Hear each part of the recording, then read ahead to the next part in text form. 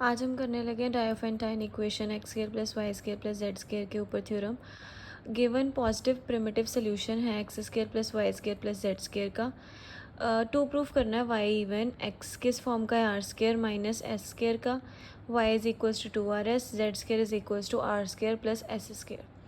Are और s के हैं आर्बिट्ररी इंटीजर्स हैं of opposite parity. Opposite parity का मतलब होता है कि इनमें से आर और एस में से एक इवन होगा तो दूसरा ऑड होगा, दोनों इवन या दोनों ऑड नहीं होंगे। एंड साथ में कंडीशन गिवन है आर ग्रेटर देन एस है and S greater than zero है। आर एंड एस की जीसीडी क्या है 1।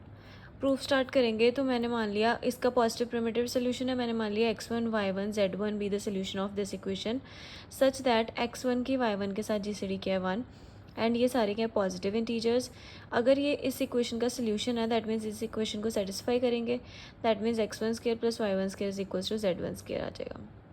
केस 1 लिया कि अगर x1 y1 दोनों इवन है, अगर दोनों इवन होंगे तो दोनों 2 को डिवाइड करेंगे, 2 भी डिवाइड करेगा x1, 2 को भी डिवाइड करेगा y1, दोनों की जीसीडी को भी डिवाइड करेगा एंड दोनों की जीसीडी क्या है 1, दोनों की जीसीडी 1 है तो 2 divides 1 that means 1/2 which is not possible क्योंकि न्यूमरेटर छोटा है डिनोमिनेटर से, विच इज़ इम्पॉसिबल आ गई। अब जब दोनों इवन लिए हमने फर्स्ट केस में, उसके लिए तो हमारे पास चीज़ इम्पॉसिबल आ गई।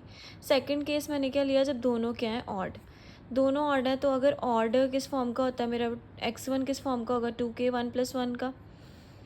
अब 2k + 1 ऑड फॉर्म होती है, x1 मैंने ऑड फॉर्म में ले लिया, दोनों साइड स्केयरिंग करी तो मेरे पास क्या आ गया मॉडुलो 4 लिया, ये भी टर्म 0 हो गई, ये भी टर्म 0 हो गई, सिर्फ क्या बचा 1, x square congruent to 1 modulo 4 आ गया। ऐसे ही y1 भी ऑड लिया है तो y1 भी किस फॉर्म का होगा 2k 2 + 1, स्केयरिंग करी बोथ साइड्स पे, यहाँ पे क्या आ गया y1 square congruent to 1 modulo 4, दोनों को ऐड करा, इस इक्वेशन को एंड इस इक्वेशन को ऐड करा, x1 square plus y1 square congruent to 2 modulo 4 आ गया।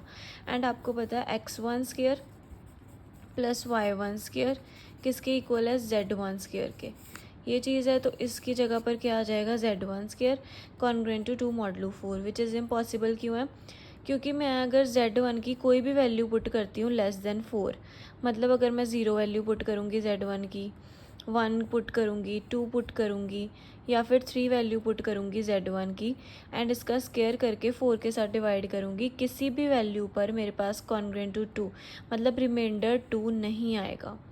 इनमें से किसी भी वैल्यू पर मेरे को 4 के साथ डिवाइड करके रिमाइंडर 2 नहीं मिलेगा, that means which is impossible. अब नेक्स्ट हमने क्या करना है, without loss of generality x1 को ऑड मान लिया, y1 को इवन, दोनों इवन के केस में भी इम्पॉसिबल आ गई चीज़ें, दोनों को जब ऑड लिया तब भी इम्पॉसिबल आ गई चीज़ें। अब क्या लिया है, x1 को ऑड लिया है, y1 को इवन लिया है। अगर x1 ऑड होगा y1 इवन होगा तो मेरा z1 क्या होगा ऑड। अब विदाउट लॉस ऑफ जनरलिटी मैंने लिया x1 odd and y1 even, तो देन मेरा z1 भी क्या आएगा ऑड। अब देखो अगर मैंने x1 को ऑड लिया, x1 को ऑड लिया मतलब x1 को मान लो 3 लिया एंड y1 को मैंने ले लिया 4 इवन, x1 का स्क्वायर करा, 3 का स्क्वायर 9 आ गया, y का स्क्वायर आ गया 16, दोनों को ऐड करा मेरे पास आ रहा है 25 एंड 25 होता है 5 का स्क्वायर। अब मेरा z1 भी ऑड आ रहा है, अब जब मैंने x1 को ऑड लिया y1 को इवन लिया तो मेरा z1 भी क्या आया ऑड। तो यहाँ पर x1 square plus y1 square is equal to z1 square हमारे पास इक्वेशन है, यहाँ से मैंने क्या निकाल ली, मैं ऑड टर्म दूसरी x1 भी ऑड है z1 भी ऑड है, ऑड टर्म को दूसरी साइड ले गई, मेरे पास क्या आ गया है y1 स्क्वायर क्या आ गया z a square minus b square की आइडेंटिटी लग गई, a minus B a plus B. अब मैंने क्या करना है, डिवाइड करना है बोथ साइड्स बाय 4 के साथ, 4 के साथ इधर भी डिवाइड करा, इधर भी डिवाइड करा, इधर जब मैंने अलग अलग करा ये 2 इसके साथ चला गया, 2 इसके साथ चला गया एंड इसको मैं y1/2 का होल स्क्वायर लिख सकती हूँ। अब मैंने मान ली इन दोनों टर्म्स की जीसीडी मेरे पास क्या है d, अगर इन दोनों की जीसीडी d है, जब मेरे पास a एंड b की जीसीडी d होती थी तो d किसको डिवाइड करता था, a को डिवाइड करता था एंड d बी को भी डिवाइड करता था, डी ए को भी डिवाइड करता था, डी बी को भी डिवाइड करता था। अब इन दोनों की जीसीडी डी है, सो डी जो है वो फर्स्ट टर्म को भी डिवाइड करेगा एंड डी सेकंड टर्म को भी डिवाइड करेगा। अब डी फर्स्ट टर्म को भी डिवाइड करा, सेकंड टर्म को भी डिवाइड करा, दोनों की एडिशन को भी डिवाइड करेगा एंड दोनों की सब्ट्रैक्शन को भी डिवाइड करेगा। दोनों की एडिशन को डिवाइड करा तो जब हम इसको ओपन अप करेंगे तो मेरा क्या होगा, x1 कैंसिल आउट हो जाएगा, 2z1/2 आएगा। जब 2z1/2 आएगा तो 2 कैंसिल हो जाएगा, सिर्फ क्या बचेगा, z1। इधर मेरा क्या कैंसिल होगा, z1 एंड z1 कैंसिल हो जाएगा, 2x1/2 आएगा, 2 के साथ 2 कैंसिल हो जाएगा, अकेला क्या बचेगा, x1। अब स्केयरिंग करी दोनों साइड पे, डी स्केयर किसको डिवाइड कर गया, z1 स्केयर को, डी स्केयर किसको डिवाइड कर गया, x1 स्केयर को। दोनों की सब्ट्रैक्शन को भी डिवाइड करेगा, एंड दोनों की सब्ट्रैक्शन हमने अभी लिखी थी किसके इक्वल है, y1 स्केयर के। दैट मीन्स डी स्केयर किसको डिवाइड कर गया, y1 स्केयर को, डी y1 को भी डिवाइड करेगा। दैट मीन्स अगर डी y1 को डिवाइड कर रहा है एंड यहाँ पे जो डी है वो x1 को भी डिवाइड कर रहा था, x1 को भी डिवाइड कर गया, y1 को भी डिवाइड कर गया, दोनों की जीसीडी को डिवाइड कर गया। एंड स्टार्टिंग में हमने बोला था कि दोनों की जीसीडी क्या है, x1 y1 की 1। दैट मीन्स डी डिवाइड कर गया 1 को, अगर डी 1 को डिवाइड करता है तो डी 1 के ही इक्वल होता है। दैट मीन्स इन दोनों नंबर्स की जीसीडी हम डी लेके चल रहे थे, डी की वैल्यू क्या आ गई 1। दैट मीन्स इन दोनों टर्म्स की जीसीडी क्या आ गई, 1।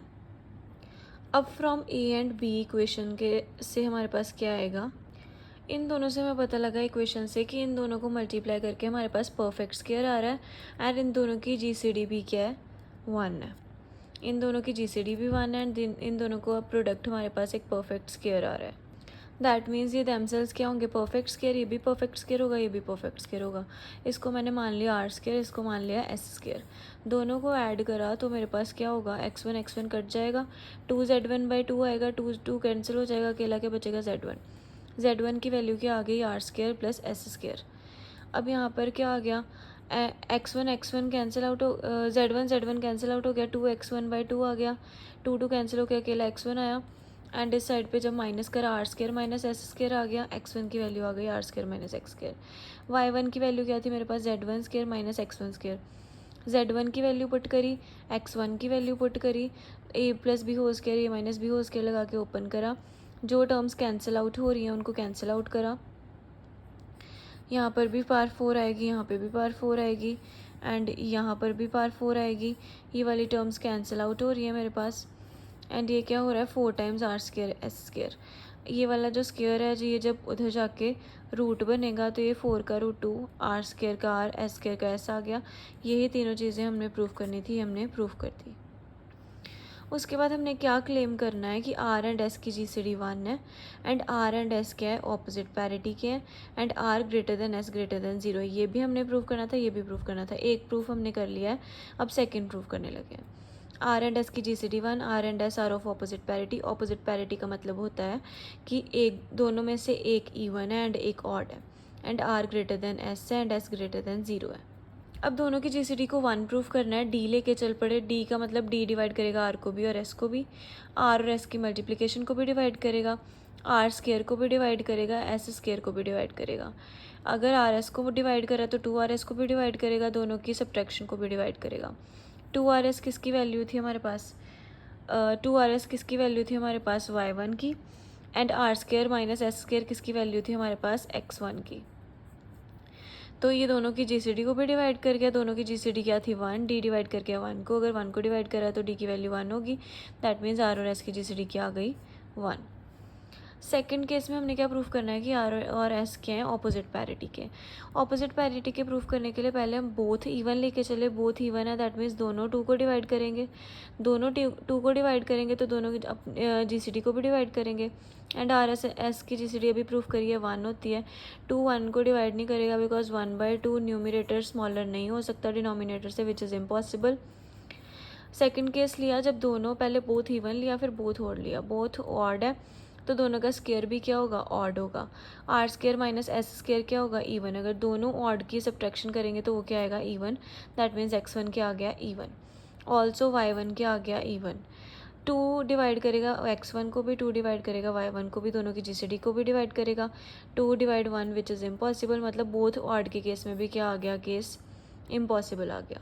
अब 1 ऑफ इवन लिया एंड अदर इज ऑड लिया, आर ऑफ ऑपोजिट पैरिटी, मतलब दोनों केस गलत हो गए, मतलब यही वाला केस बचता है हमारे पास कि एक इवन होगा और एक क्या होगा, ऑड होगा। सेकंड हमने क्या प्रूफ करना था, आर ग्रेटर देन 0, एस को ग्रेटर देन 0, x1 मेरे पास ग्रेटर देन 0 है, x1 ग्रेटर देन 0 है, मतलब x1 की वैल्यू क्या थी, r square minus S square greater than 0 आ गया, r square greater than s square आ गया। इससे क्या पता चल रहा है, आर ग्रेटर देन एस है एंड ग्रेटर देन 0 है। कन्वर्स पार्ट में अब हमें ये जो हमने पहले प्रूफ करी है वो चीज़ें गिवन है, एंड हमने क्या प्रूफ करना है कि x1 y1 z1 इसका सोल्यूशन है, एंड x1 की GCD 1 है, एंड x1 y1 z1 क्या है, पॉजिटिव इंटीजर्स।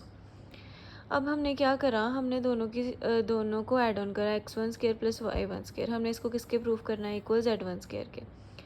x1 की वैल्यू गिवन है R square minus S square, y1 की वैल्यू गिवन है 2r/s स्केयरिंग है a minus B whole square की आइडेंटिटी लगा के ओपन करा, टर्म्स जो माइनस हो रही हैं उनको माइनस करा। ये किसकी आइडेंटिटी बन रही है, R square plus S square के होल स्केयर की आइडेंटिटी बन रही है। R square plus S square की वैल्यू क्या है मेरे पास, z1 स्केयर, ये आ गया z1 स्केयर। दैट मीन्स ये क्या आ गया, सोल्यूशन ऑफ दिस इक्वेशन। इस टाइप की इक्वेशन बन गई, दैट मीन्स ये क्या आ गया, सोल्यूशन ऑफ दिस इक्वेशन। मतलब फर्स्ट चीज़ प्रूव हो गई। अब हमें पता R greater than S greater than 0 है, आर स्केयर भी ग्रेटर देन होगा एस स्केयर से, ये वाला एस उधर जाके माइनस हो जाएगा। R square minus S square क्या आ गया, ग्रेटर देन 0। ये किसकी वैल्यू थी, x1 की, x1 ग्रेटर देन 0 आ गया। ये 2 है ऑलरेडी, ये ग्रेटर देन 0 है, y1 भी ग्रेटर देन 0 आ गया। एज z1 की वैल्यू क्या, R square plus S square, वो भी क्या आ गया, ग्रेटर देन 0। सारे क्या हो गए, पॉजिटिव इंटीजर्स, ये भी प्रूफ हो गया।